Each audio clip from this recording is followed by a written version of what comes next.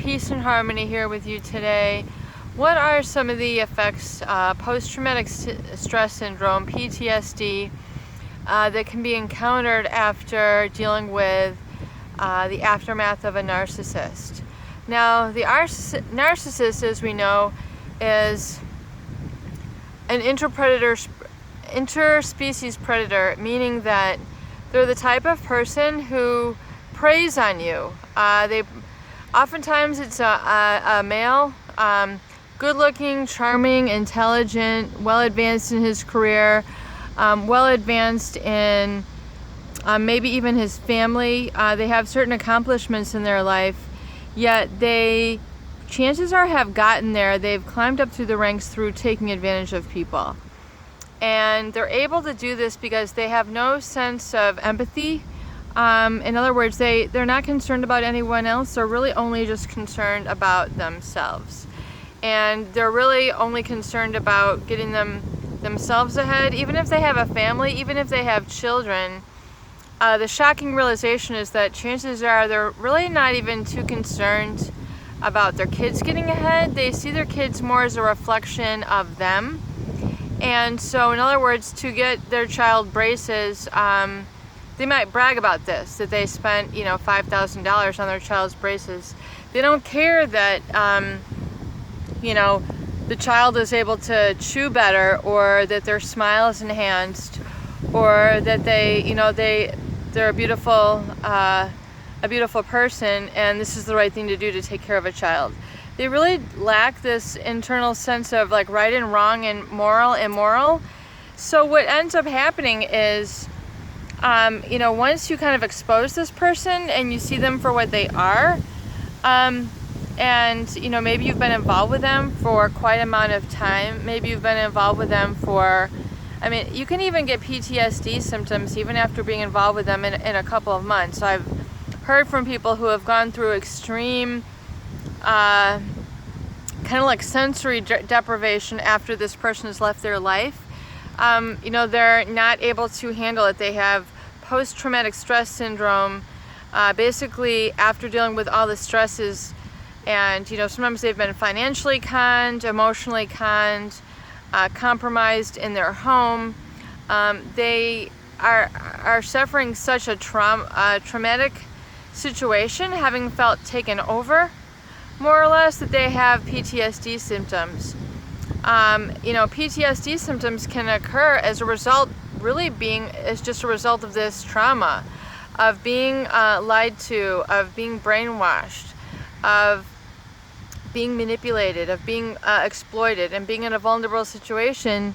And, sometimes the emotional tools and emotional skills that are required to pull through this successfully aren't really part of the normal repertoire of the everyday person, I would say.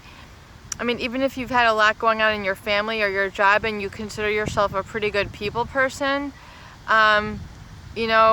dealing with some of the aftermath of this can be devastating. Especially if you've lived with this person, you've opened up your heart to them, your life, your home. They were living on your couch, they were eating your food, they were sleeping in your bed, they were playing with your kids. You had your kids combined with them. You had introduced them to your kids, the extended part of your family, and now, you're discovering that you had been conned, you had been duped, you have been misled. You can start to really, in dealing with this, it's not just like, he and I just didn't get along.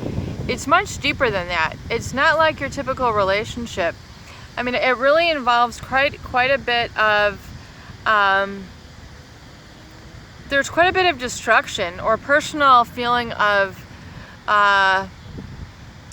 personhood loss. I would say a loss of humanity, and it's even more than feeling disheartened. But post-traumatic stress syndrome can occur really after any extreme traumatic event. A lot of veterans who serve our country have experienced PTSD as a result of, going through extreme, situations and environments, and, in their defense, being at a heightened state of emotional hypervigilance and awareness and alertness. They, because of all the different shell shock and things that they've been through, they come back with PTSD.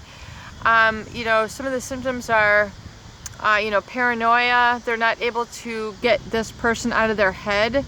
Or, in the state of the Marine, they're not able to get all the sounds of, maybe where they were doing battle. They can't really get all those words out of their head. They can't get, some of these images, they can't stop these images from being replayed in their mind.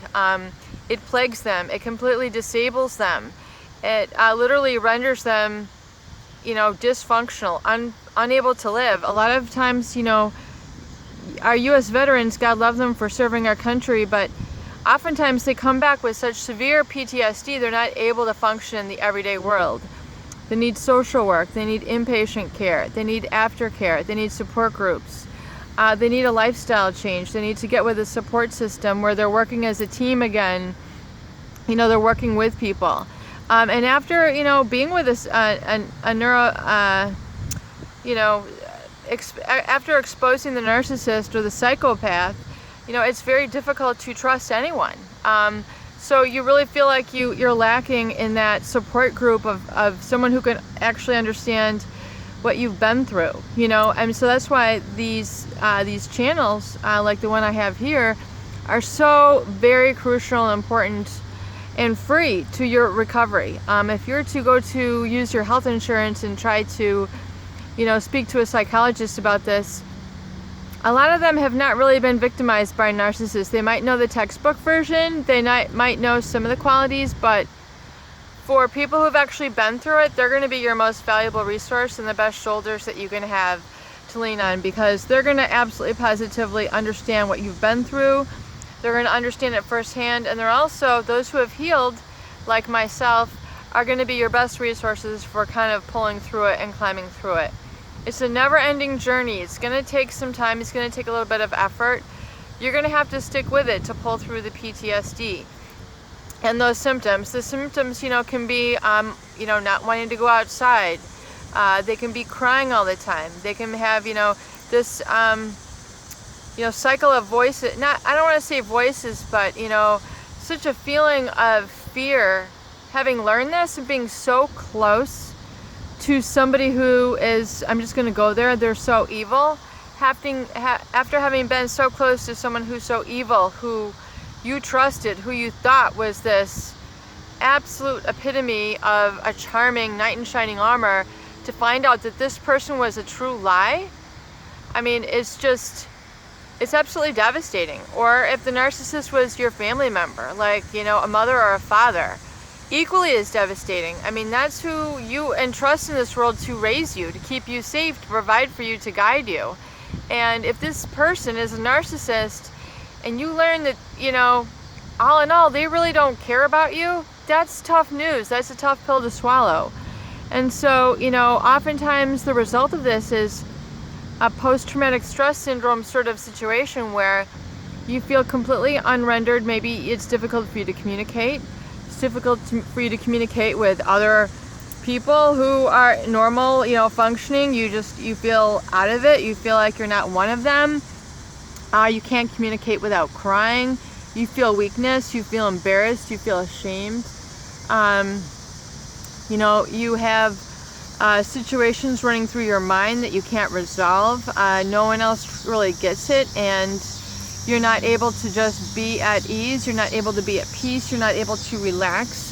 And oftentimes that's exactly what a veteran who has served our country, who's gone through Afghanistan, Iraq, Syria, who've been through, mass bombings, shootings, being held in, high torture situations. These are the feelings that they experience, and it's horrible. You can pull through it. Sometimes, yes, you do need a doctor. You might need prescription, antidepressant, things of that nature. But I find the most healing is realizing that these symptoms are a result of, of this treatment, and it's not you. And the more you can go, no contact, learn about the disease, and you learn to now open up your senses to more positive information. That's the tough part, is to learn to trust again.